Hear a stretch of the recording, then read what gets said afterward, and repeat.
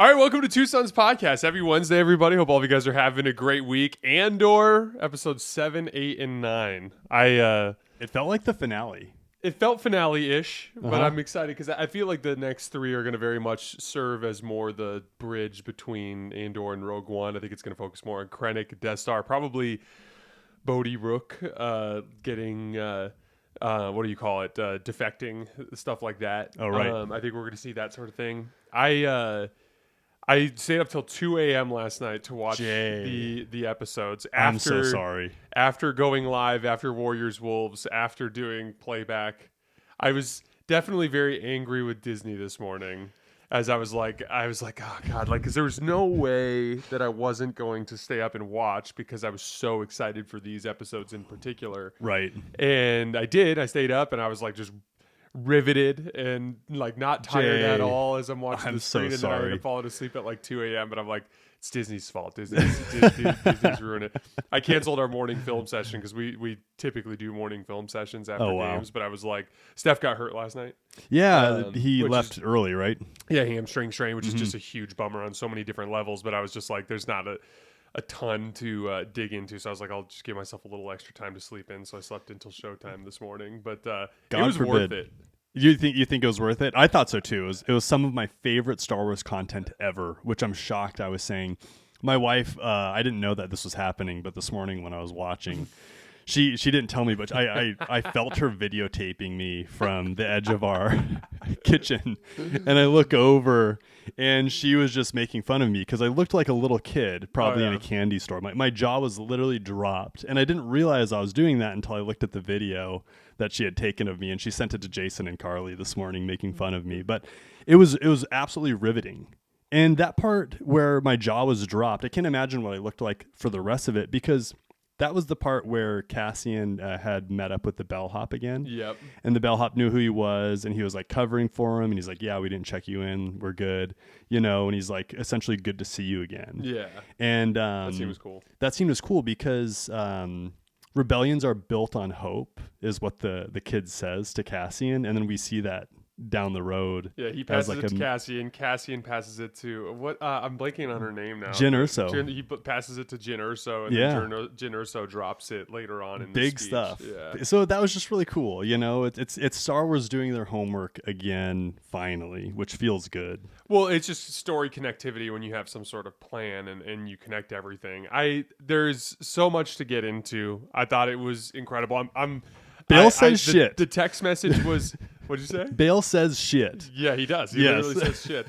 There's a I think that I was probably in a very similar frame of mind when I was watching. Like I was just riveted to the screen. It was so funny. Carly stayed up with me for the first episode and a half. Mm-hmm. But you could just tell she started to get tired. No, she fell asleep. She fell asleep right after Mon Mothma's speech finished, so she missed the end. But same sort of thing. I'm bringing up call outs and referencing this and telling her what this means and how this works. And I could just tell she's exhausted. It's 1:30 in the morning and she's just barely listening to me. Jason's Star Wars passion. Our wives just making fun of us in the group chat this morning. It was funny. It was pretty funny. So I want to. This was kind of interesting in the standpoint that we talked earlier about how in a previous episode about how we were confused about the Gorman massacre details because on one front they straight up say Moff Tarkin either rolled up on a crowd and just unloaded on them or directly landed his shuttle on top of some people, like if someone's stepping on an anthill, is the vibe I get. Exactly, but he killed 500 Gormans. Yeah, that seems like unarmed. A massacre to me. I thought that would be the massacre. Yeah, it seemed like the body count was pretty close to what we saw in the actual massacre last night. But it was weird because you could see the whole thing coming the whole way. You identify pretty quickly. Wait, this was Dedra's plan. Yeah. The mistake was getting the rebels to actually launch this kind of insurgency, and baiting them into it essentially. Mm-hmm. And then even when it came time to actually light the fire, the Empire was able to basically do it with a secret sniper, right? But you see the whole thing, it's this slow burn that you see the whole thing kind of building. And I thought the part that they did a really good job of, and these are the kinds of details that I think matter, in order for a scene like that to hit, like to hit emotionally the way that it needs to hit. There's so much legwork that has to be done beforehand in terms of like, one, explaining why the people are so upset, and like two, kind of explaining in behind the scenes the work that they did with director Krennic, and even dating back just like with all the work that legwork they've done with Palpatine, to explain like why, like how ruthless the Empire is and how little that they care, and like how they take people like Dedra and Syril and basically turn them into these like it's like I think we're gonna see Dedra in the next three episodes be like kind of like just literally beaten down. Yeah, I think she's gonna fall apart. Like I think she's gonna be like calloused. Like I think like I think they're using Dedra as an opportunity to show how a human being can like become an Empire plant, an Empire tool, by breaking them down emotionally to where they don't care anymore. That's just a little comp. I don't know if you've watched Tales of the Underworld yet. Probably not. You've been so busy. You get a little Cad Bane growing up, and it's the same premise. It's really cool. Oh, where he becomes calloused. Okay, that's interesting. Yeah, I don't want to give up too much, but it's cool. And we will. We'll do Tales of the Underworld after Andor when I have some time, or maybe I'll find some time in the next week or so. But she does become super callous, and you can see her just kind of start to have all the pressures of everything that she's been doing start to add up. And then this is, she's seeing people die right in front of her. She's not, dictating this from an office, like a nice comfy white office in Coruscant, like she's there seeing the massacre go down. Yep. And you can imagine how bloody that was. They put her in like box seats to watch the whole thing. You're right. And they trapped her in there like in a jail cell. And it's all under this premise that she's the one pulling the trigger, even though it's very obvious that like Colonel Yularen and the Emperor are pulling the trigger, or Partagatz. And like the slow burn of the people is the part that I thought they did really well. So like by spanning it out over years, you have this like first Gorman massacre, you have all of the just like the way they've been kind of just tightening the noose, so to speak, around the people in Gorman. And then what they do a really good job of in these episodes is explain just how brash the Empire is being. So in last week's episodes, we have all this stuff geared around the building of the armory. But in this week, it's like there's straight up, there's an armada. The guy like at one point goes like, there's an armada above us. Like and it's Syril. Syril's the one talking about it. Like there's literally like a good chunk, presumably like an entire task force of Imperial Star Destroyers just sitting up there, just sitting outside the planet, and they're landing mining equipment all over the planet. And so they have this moment where they're all in the secret little underground base that they're in. And I thought it was you can feel from the people in the room this feeling, like this basic feeling, which is like, they are going to take our home unless we fight. We have no choice. Like no matter what, this is going down. Oh yeah, an absolute freight train with no brakes. Exactly. And so it makes it feel like when you see everyone marching towards the plaza, like you actually like understand and feel it. And then there's like this kind of conundrum building where you see the old guy who's the head of the rebel movement. He's starting to put two and two together, and he's like, I'm seeing the barricades, he's seeing all the soldiers, and he's like, wait, this is literally a trap.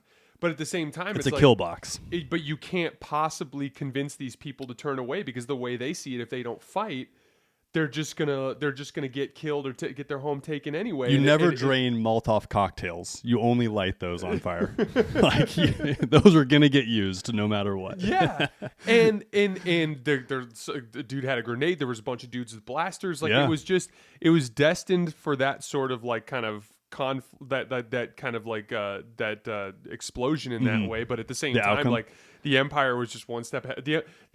The mistake is them not understanding just how audacious the Empire would be in the way that they would try to do that. And it just, I thought they hit it in a way that like that could have been a very corny, difficult scene to pull off. But I thought that they did the legwork necessary to make it feel like the inevitable kind of like culmination of these events. We've touched base on this too, and Luthen wanted that just as much as the Empire at the end of the day, which is absolutely wild, you know? And then the propaganda aspect was super interesting, where they kept showing those two news anchors, and they'd be like filming from the plaza, and they'd just be adding fuel to this giant fire that was already accumulating. Well, dude, it's like, and like I don't want to get into politics today because it's not worth it. But like there was clearly like a theme they were trying to drive home, which is one that I personally have been frustrated by as well over the last few years, which is like there is very little in the way of a like kind of like community wide pursuit of the truth. There's very much like if everyone is like vulnerable to so much confirmation bias that like For sure. if you feel one way and you get on Instagram and you see something, a piece of news that slots in with your worldview, you won't even attempt to filter it or suss it out in any way, shape, or form. You'll just like take it as bias. fact. And then if you see anything that like doesn't align with your worldview, you'll immediately kick and scream and call it fake news. Right. And it's like, and it's just, it's one of those things where like they like obviously this is a totally different situation. It's like legitimately like a like fascist propaganda empire under a Dark Lord of the Sith who is strip mining Sith Lord. who's strip mining a planet to try to there's definitely like a especially after you and I read Revenge of the Sith or the novelization, like there's definitely like a background track which is like there's literally the most evil being in the entire universe who's like kind of like leading the way in this. But the point is like they definitely are driving home that concept of like a perceived reality, which is like if you are not making some sort of active attempt to suss out the truth, you can easily be swayed one way or the other. Most definitely. And I think I do think that that's a valuable point to try to drive home. 100%. It was really interesting to see Syril kind of come to that conclusion as well, where little by little he started to realize what was going on. You know, he'd walk by those news anchors talking, and he'd kind of have this like dumbfounded look on his face. And then throughout the episode until his death, ultimately, he just got more and more and more disheveled. Did you notice that? Oh yeah, his hair was going crazy. More emotional. Yeah. And then, do you think Cyril's death? Do you think he ended up one of the good guys or one of the bad guys? Dude, Cyril's journey is so funny to me because, like, on the one hand, oh man, his scene with Dedra. That was there were so many unbelievable scenes between the two of them, and they have a fucked up relationship. They do. But like she was still sticking around even after he like grabbed her face. She was still worried about him, which I thought she was going to be like, oh, I was just using Syril. I thought that even last pod where I was like, oh, she's just using him. No, she actually cared about him. She was worried about his safety and him leaving the building. Their relationship has a super weird power dynamic because on the one hand, it's like she's the boss. She's where's the but like he still feels comfortable asserting himself in that sort of way, which Cyril. which was also like deeply fucked up in its own way. But like the gist of it is like Syril is progressing to the point where he realizes that what's happening here is incredibly fucked up. Right. But what I thought was the funniest thing about the Syril storyline was he still at his core is this rule follower. And I thought the dead giveaway is like, okay, so you're seeing in an abundantly clear way just how fucked up the Empire is. Yeah. Which would, in theory, legitimize everything the rebellion is trying to do. Meaning everything especially that Cassian and Andor is trying to do. But he sees Cassian and it like triggers lights him up like Ray Lewis. It triggers something in his head, and he's like, I need to kill that motherfucker. And he goes in and just lays him out. Yeah. Just truck stops him. It was insane. A great form on that tackle, I've got to say. Yeah. I was proud of Syril. And then he held himself against Cassian. He did a good job fighting Cassian. He actually beat him. Yeah, he did, and then got saved by. Well, there was a point where Cassian beat him first.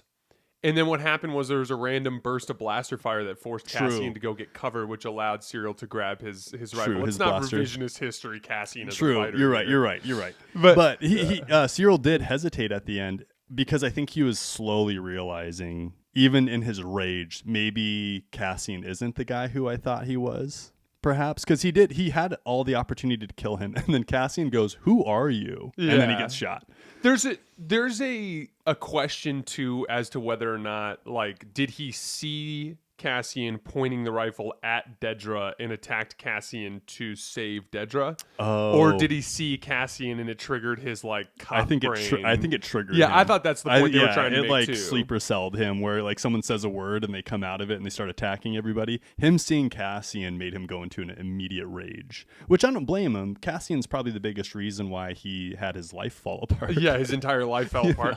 That's a good point. But I think he is a good guy. And if he was trying to rescue Dedra Dedra, he probably ends up shooting Cassian, no hesitation. Yeah, I think so too. There's they're still on the love ground. there. Yeah, you couldn't come up with that split decision and not try and save Dedra. The Syril Dedra storyline was super fascinating Mm-hmm. to me. It's a classic example of like, in order for a despot to take control, and I've been doing some private venting to you about this behind the scenes, but like there's a certain amount of like, you need people who are willing to basically forego their own honor and their own moral compass to take power from the person who's more powerful than them. And they have to be willing to do things that they probably wouldn't do if they were in control themselves, but they have to do because they're afraid of the person Right. who's in charge of them. And then that's the important part of the system, and like that they do a good job of explaining that. Like there's people like Partagats and there's like some really ruthless dudes, like the leader of the guy who wore the cape who showed up. The colonel or the captain, Yeah, someone he showed up just to have his guys get killed in a plaza, and he was like smiling the entire time. Well, guy? that guy was weird too. I'm talking about the guy that sent the guy into the plaza, the guy that was like, Oh, "I'll yeah. put you Oh, in Imperial yeah. brig."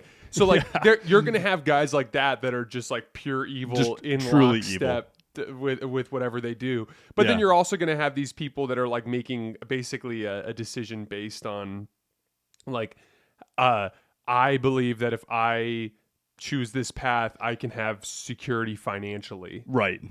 But at the same time, like, yeah, I'm going to be uncomfortable with it. I have to find a way for me to be able to sleep at night. For sure. But I'm going to have this money and power that comes Right. with it. Right. And you see that like that the conflict, because Syril breaks, and with Dedra, you see they did such they went out of their way to try to show her constantly trying to compose herself.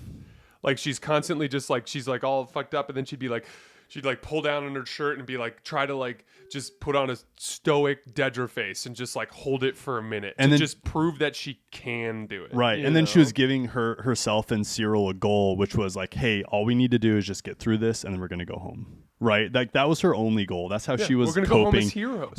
We're gonna go home as heroes, and everything will be well. It's like, no, Dedra, you still have to go to work after this, and you still have to continue to do this every single day. And by the way, you succeeded today, so the Empire is only going to ask more of you. So I hope you're good for that, dude. And that'll be a curious thing in the next 3 episodes, if they kind of like phase Dedra out and focus on different storylines. There's or a if chance they, that we see her turn to the good side, or on that this. or that she's just not involved. Like, we yeah, don't maybe know. so.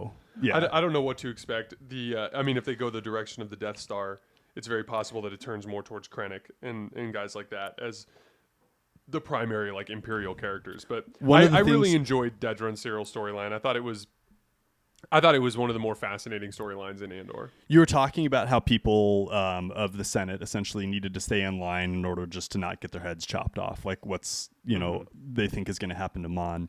At the end of the novelization of Revenge of the Sith, Bail Organa specifically talks about his goal and his role in staying in the Senate and just being a good boy, essentially. Yeah.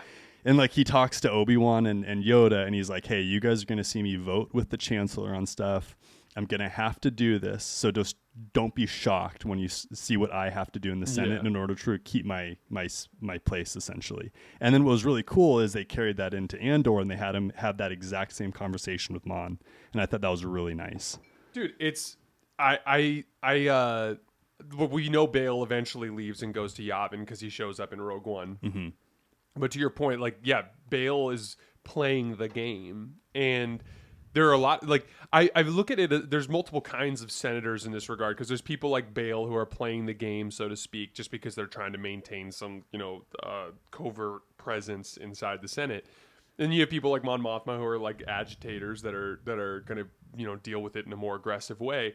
But then there's like the senators that they had on stage that were giving the speeches that were like, talking about the Imperial martyrs, and that kind of falls in line with what I was talking about earlier, where it's like, these are people that are placed in power by Palpatine. Mm-hmm. And as a result, they have all of the luxury and power and presence comforts. and money and comforts that come from being a senator.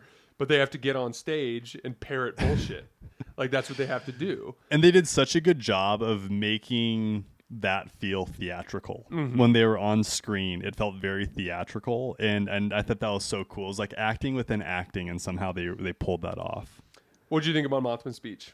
I thought it was great. Mm-hmm. Yeah, it was subtle, right? So in the beginning, it starts off very subtle and very bland, where you could take it, one way or the next, and then finally she just lays in and then just drops the old Empire bomb. It was so cryptic at first because she's like making these like cryptic references to truth, and we talked about that earlier, but then like it just drops the anvil at the end. It's like, this is genocide. There is a monster who's coming for us all. Right. It's Emperor Palpatine, and then I know they shut it down. The power goes out. It was I thought the speech landed very well. I thought like the bit about truth was like a little bit at the beginning was just a little corny in the sense, not that I don't agree with the message, because I do, but like it was corny in the sense that like it didn't make sense for her to be going on this like very eloquent kind of like beat around the bush kind of message when you have this short window of time to speak to the Senate. I think that's probably part of it, though, is because they knew that she was going to get shut down the second she actually started laying into what she thought. So I think she had to like set the framework, if you will, for her overall explanation of what she was saying. And does that make basically, sense? you mean like basically she had to pretend like what she was saying was a little bit more chill so that she could drop the anvil at the end. Exactly. So it could be a nice, properly long speech, potentially. Oh, for but sure. Bail kind of there's two things about that were like a little bit rough. Really, conceivably, at any time they could have cut the power on her speech or just cut the feed. Well, they did have so Luthen apparently had planted some people in the specific area where the broadcast could be cut, because that was where they were trying to get into the door, and he was like, it's in the office upstairs, blah, blah, blah. Yeah. So that makes sense. I'm glad that was explained, and I can't even remember what the other part was that I was gonna complain about. It was something small. They there is like a little bit of like a sterile kind of like blurriness in some of the background stage pieces in this, but it's just because of the realities of the finances, and like if they go to the detail they did in Revenge of the Sith of like CGIing out this beautiful Senate chamber with all this like movement and bodies in the background, like there is definitely a little bit of like a cheap TV feel, but I'm okay with it. I know, but Bail kind of sets himself up to get questioned. He's like, oh, I'm going to introduce Mon Mothma to the stage, and he evoked executive order or whatever. That's going to get him in trouble potentially. No, but they admit that. Mon Mothma literally says like, you'll be a prisoner here, and he's like, I know. I was taking that as like a figurative prisoner. Now we know that Bail eventually makes it back to Yavin, and he literally says to Mon Mothma, I'll see you next year. But presumably, like, him putting Mon Mothma on stage is going to put him in the doghouse to where he's kind of trapped in some way, shape, or form on Coruscant for a certain amount of time before he can get out of town and go back to Yavin. But yeah, the scene was really cool. It meshes nicely. I haven't watched it in forever, so I need to go back and rewatch it. But there's a Rebels scene where Mon Mothma gives another speech, because apparently she gives the speech in front of the Senate, and then she leaves and then gives a speech from the rebellion, essentially signifying like that she is the leader of that movement. And I need to go back and rewatch that in Rebels, because I'm sure that scene will hit in a different way now. But I'm sure. It was cool, man. That was really well done, and it gives you just a general idea of how complicated a rebellion like this would be, in the sense that there's like, you have to have some sort of military force, and how you can dirty see them starting to build that in Yavin.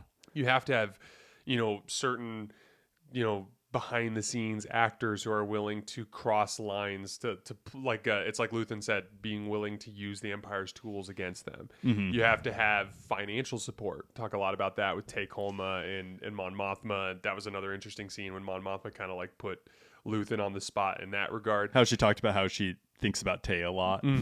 Well, and she put Luthen on the spot because Luthen's like, hey, like, I owe you so much. Let me help you get off planet after your speech. And then Mon calls him out. She's like, you don't care about my safety. You just don't want me to be a prisoner. Arrested. Yeah.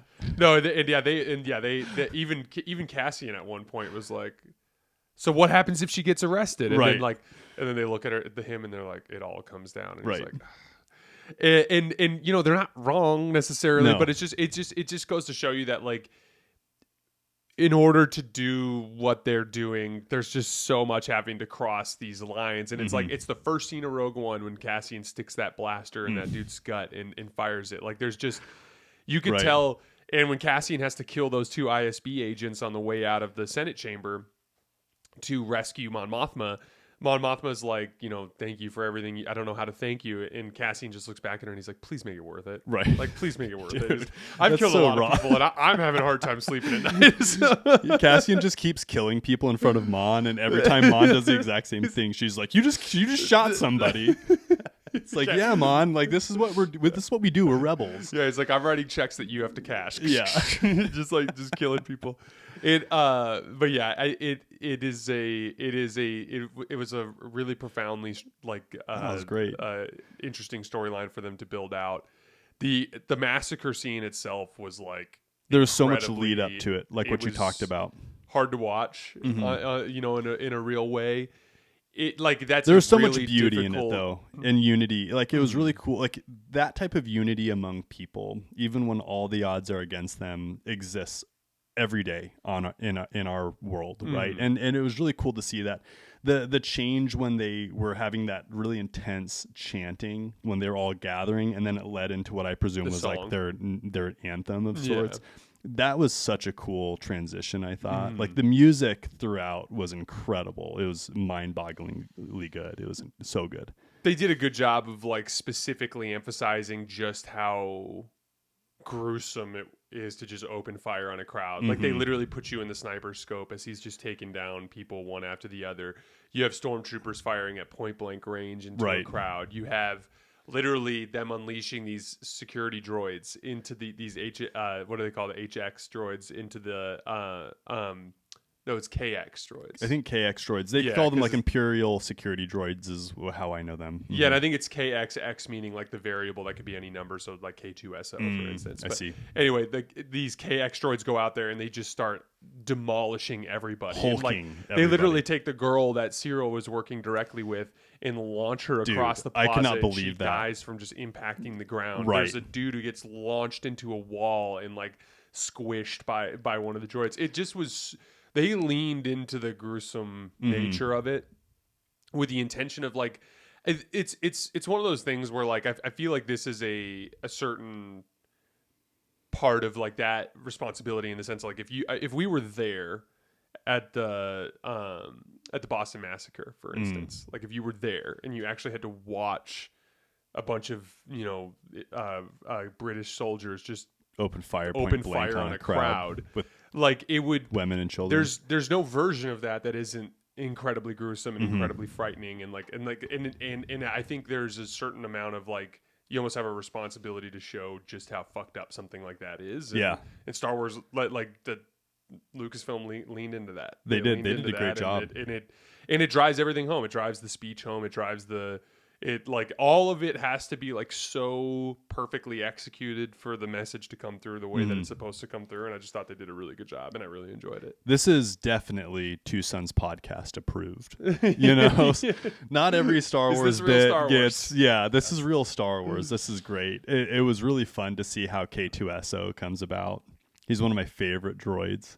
And seeing him get severed by that tank was cool. Unreal. And then him coming to after he's been reprogrammed and he asked Cassian to not point a gun at him. I thought was super funny. And then Bix seems to have shaken her spice addiction. So good job. Yeah, good job, Bix. She's kicked the addiction. Yeah. Her leaving Cassian. I mean, that scene too was incredible. That could have been, the apex of a season. And that was just a small bit of what we got to experience. And we're not even at the finale this year, which is incredible. I can't believe how much has gone on already. And we still have 3 episodes to go.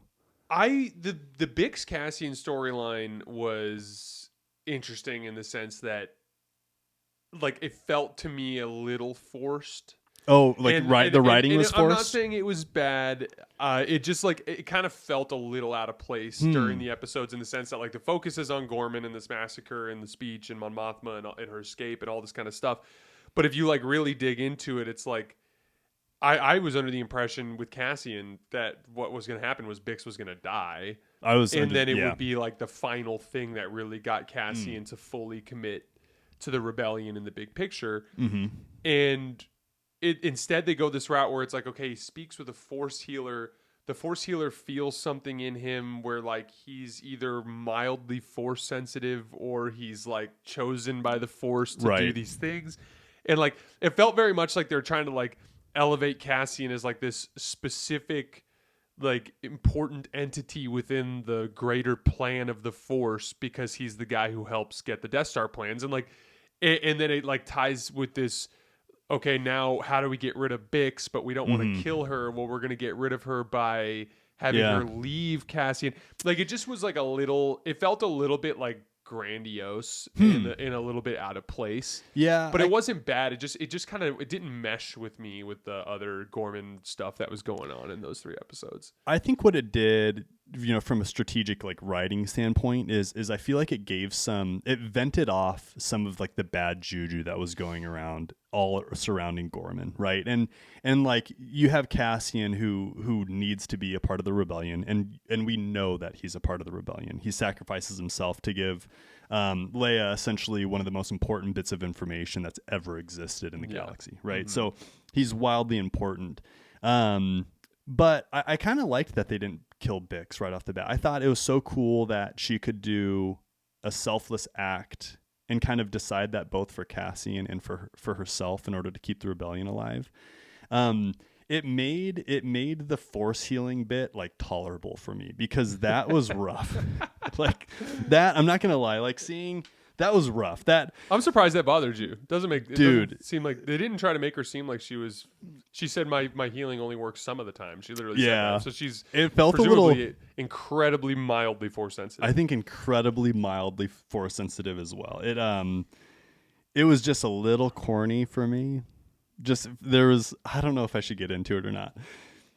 I'm just going to. So there's times when I'll like see a patient and they'll have like bilateral pneumonia and an oxygenation of like 90%, and they'll have been like a smoker their entire lives.